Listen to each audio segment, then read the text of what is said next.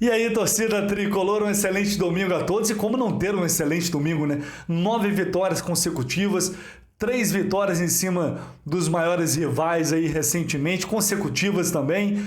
Como não estar sorrindo hoje? Domingo de carnaval, festa, churrasco rolando, cervejinha na mão. Pô, não tem como estar melhor. Fala pra mim, torcida tricolor, fala pra mim, você que não sabe o que é perder já há muito tempo, já até esqueceu. Como é que é perder, né, esse sentimento de derrota e tal, ficar triste, ficar puto? Fala pra mim, torcida tricolor, que você já até esqueceu aí.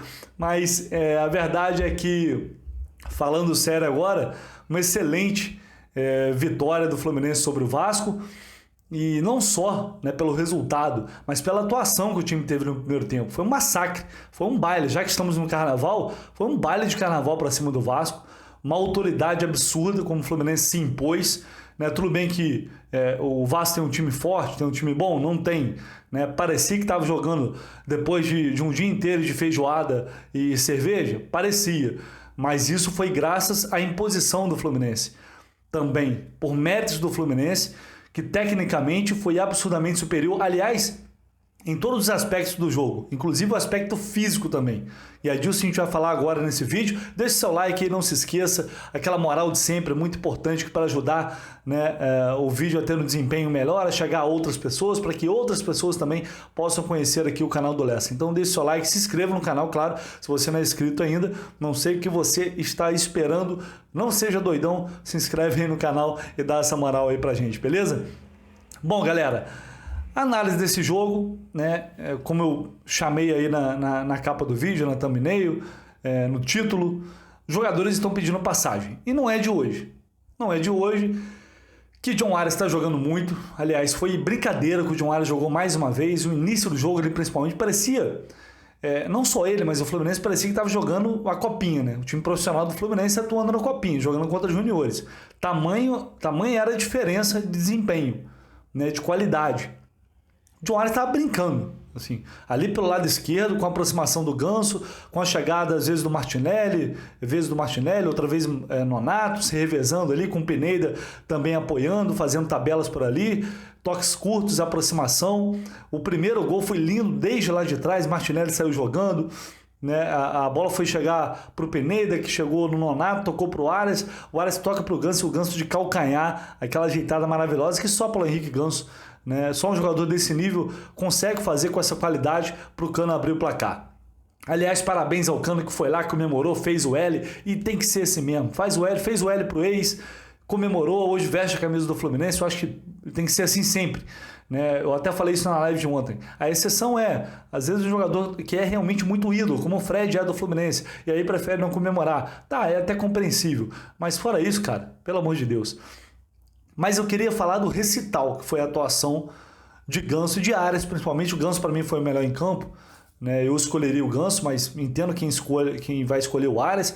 O Manuel, muita gente citou o Manuel, fez um grande jogo no dia do aniversário, excelente jogo, tanto dele quanto do Lucas Claro, muito bem ao sistema defensivo do Fluminense, mas chamou a atenção a desenvoltura desses jogadores na frente, a forma como eles se impuseram jogando bola, né? Passes verticais, aquele passe que o Ganso é o que eu falo, o Ganso, a qualidade técnica dele não se discute, é um jogador que a gente clama para ver mais aqui no futebol brasileiro. É um cara que enxerga o espaço onde a maioria, a média, não consegue enxergar. Ele encontra o passe, ele encontra o jogador, ele encontra o atacante, enfim. É um jogador muito diferenciado. E se ele conseguir competir fisicamente, taticamente, é um grande reforço para o Fluminense. E eu falava isso desde o início. Eu, particularmente, não acreditava no Ganso, né? Eu tenho sérias restrições ao pacote Paulo Henrique Ganso. Mas tecnicamente é indiscutível. Assim, é um abismo entre ele e os outros jogadores. E mais uma vez ele mostrou isso. Mais uma vez ele mostrou profissionalismo, entrou, tá brigando pela posição, tá jogando, tá sabendo respeitar as decisões do treinador. Isso é muito bom. E só quem ganha com isso é o Fluminense. Que agora tem... o Abel vai ter dúvida, não tem jeito. Ele disse, não tem dúvida e tal. Mas ele vai ter, porque assim... Você vê o Pineda com o Cris Silva, acho que o Pineda jogou mais bola que o Cris. Eu gostei mais da atuação do Pineda do que do Cris Silva. Então são dois jogadores que estão brigando ali pela posição. Na zaga, Lucas Claro e Manuel muito bem. Se o Fluminense perde um dos titulares, esses jogadores estão confiantes, estão mostrando futebol para serem titulares se for preciso. Aí você tem o meio-campo com o Martinelli e Nonato jogando mais que o Iago. Aí vai depender do Abel. Que ele vai priorizar a questão física, tática, que o Iago entrega muito fisicamente, isso é fato, ou a qualidade técnica, a saída de bola, o refinamento, que o Martinelli, para mim, é um dos melhores ali dessa posição. Né? Para sair jogando e tal, talvez ele seja o melhor, ele, Felipe Melo, enfim. Tem muita qualidade. E está mostrando isso, está recuperando aquele bom futebol, e isso é maravilhoso, isso é excelente para o Fluminense. Nonato apresentando um futebol que a gente esperava dele, que a gente sempre esperou dele, que ele já mostrou no Inter, jogador jovem, que tem qualidade. Então, assim, só o Fluminense ganha com isso. Isso é muito bom. Jogadores que estão mostrando que quando alguém se machucar, alguém se lesionar, eles vão entrar, vão manter o nível, se não melhorar. Que é o que está acontecendo. Esses jogadores estão pedindo passagem. O time reserva é melhor que o time titular do Fluminense? Eu acho que não é isso. E aí eu concordo com o Abel. Não é exatamente... Não tem que ter time A e time B. Mas aí, Abel, você pode mesclar. O que está faltando mais é mesclar. O Arias não tem como ser reserva do Willy Bigode hoje. A verdade é essa. O Arias tem que ser titular. Ele está dentro de campo, ele está mostrando isso a cada jogo. E hoje foi mais uma vez. Eu acho que talvez seja essa a única alteração que o Abel vai fazer contra o Milionários. Talvez, se fizer, eu acho que vai ser essa do Arias. E ele deu a entender isso na entrevista coletiva depois do jogo. Eu vou colocar aqui essa declaração do Abel, que dá a entender que vai fazer possivelmente uma mudança, pelo menos, nessa partida contra o Milionários, e falando dessa questão de time reserva e time titular. E hoje ficou provado que não tem um time A ou time B. O Fluminense tem um grupo bom, 2 bons times para disputar muitas competições no ano. Então é dessa maneira que eu vejo. Então alguns jogadores começam a destacar, outros nem tanto, mas é assim, nós estamos crescendo como um todo. Por exemplo, tem um que jogou só um pouquinho, ainda não foi usado, mas você analisar bem a atuação dos 2 centrais é algo extraordinário. Então, alguns jogadores que vinham sofrendo a crítica, que é o caso do Samuel, o caso do Edson, eu me sinto no direito de apoiá-los, não de escalá-los, mas se eu acho que eu tenho que escalar, eu vou escalar. Então, é pertinente o que você diz, porque nós temos um grupo que hoje, será que a outra equipe joga mais a bola que essa aí? Não sei. Mas nós vamos disputar 4 competições. O importante é que quando entrar, ninguém vai ficar, porra, esse cara tá maluco, botou time B. Não tem time B, né? Tem um time que está ganhando, um grupo que está invicto, 9 jogos, se eu não me engano, e conseguiu 3 vitórias em clássico. Então é isso. Eu, pelo menos agora, depois dessa resposta do Abel, tenho uma esperança de que ele vai poder fazer, sim, essa mudança. Pelo menos essa, colocando o Arias como titular. As demais, por exemplo, a entrada do Martinelli, eu acho complicada. Eu falei isso na live de ontem, por quê? O Abel tem o esquema dele preferido definido, que é o esquema com 3 zagueiros. E aí, com 3 zagueiros, o Fluminense joga com apenas 2 homens no meio campo.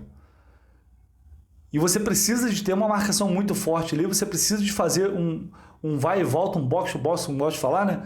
Porque isso exige muito da parte física. E por isso eu acho que o Iago não vai sair nesse primeiro momento.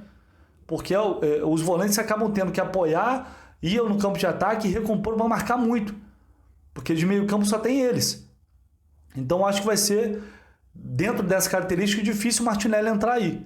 Se ele desfaz o esquema com 3 zagueiros, aí é mais possível você pensar num time que, por exemplo, só citando um exemplo, com Felipe Melo, André e Martinelli. Estou aqui, né, especulando.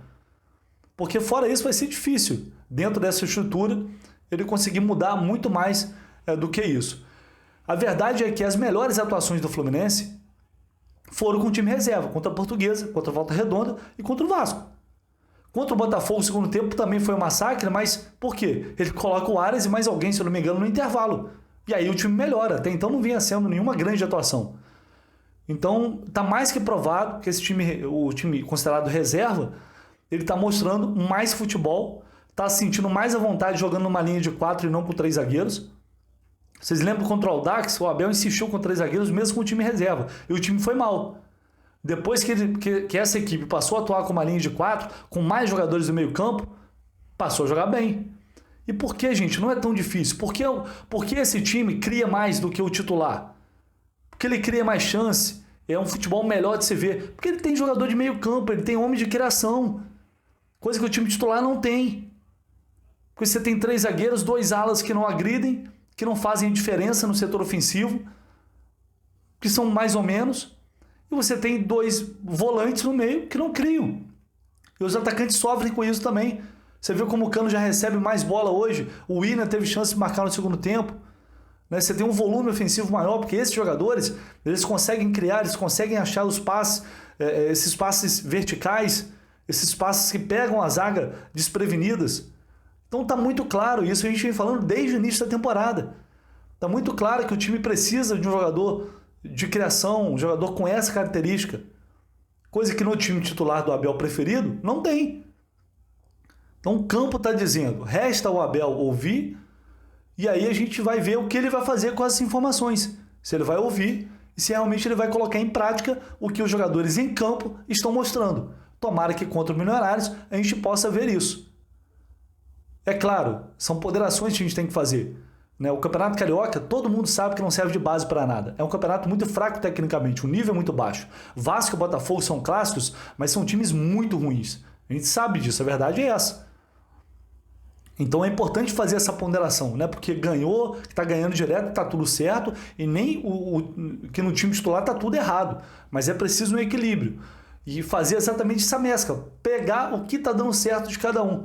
Eu acho que é isso que o Abel tem que fazer. E abrir mão do William Bigode, que ele ama, ele adora, mas não está jogando no nível do Ares, a verdade é essa. Quem sabe, contra o Milionários, a gente vai ver finalmente o John Ares no time titular de fato. Mas, por enquanto, até lá, comemorar mais um clássico, 9 vitórias. Isso não acontecia, 9 vitórias consecutivas desde 1959. Num time que tinha Tele Santana em campo, escurinho, e que ficou 21 jogos invicto. 21 vitórias consecutivas. Aí fica difícil bater. Fica muito difícil bater. Mas o Fluminense alcançou esse recorde histórico, portanto, há 80 anos que não conseguia 9 vitórias consecutivas. 24 clássicos, 13 vitórias, são 12, dos últimos 12 venceu 9, isso tem que ser muito comemorado. Ganhar do rival é sempre maravilhoso, é sempre bom para tirar sarro com o torcedor, para tirar sarro ali com o torcedor rival, com os amigos, com os familiares, isso é bom demais. Porém, os testes que virão aí pela frente na temporada vão ser bem mais difíceis, os desafios serão bem maiores, e é por isso que a gente tem que sempre fazer uma análise equilibrada para... eu, pelo menos, tenho esse objetivo de passar para vocês uma visão, na medida do possível, mais equilibrada para que vocês também possam tirar as suas próprias conclusões. Beleza, pessoal? Então deixe aí no comentário que você não concordou, o que você achou desse jogo, algo que eu esqueci de falar, algo que eu não mencionei, enfim, fiquem à vontade. Só deixe o like aí, que é muito importante, se inscreva no canal, que é fundamental, e aí a gente vai trocando ideia por aqui, assim que possível eu vou respondendo todo mundo. Beleza, pessoal? Um abraço. Excelente domingo, final de semana, excelente carnaval a todos e claro, segunda-feira tem mais informação aqui, já é véspera do jogo, terça-feira já tem pré-jogo, terça-feira o bicho pega, terça-feira é Libertadores. Um abraço, tamo junto.